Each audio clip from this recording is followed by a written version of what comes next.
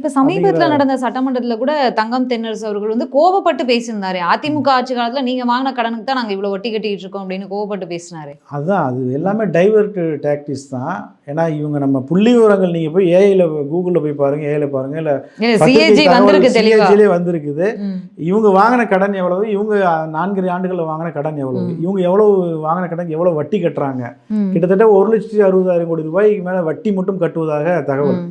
அப்படி இருக்கும்போது இதை வந்து எப்படி எடுத்துக்கொள்ளுது? அதான் நான் சொல்கிறேன். இவங்களுக்கு வந்து என்னென்னா 2026 தமிழ்நாட்டை மொத்த கடன்கார மாநிலமாக மாற்றியாச்சு.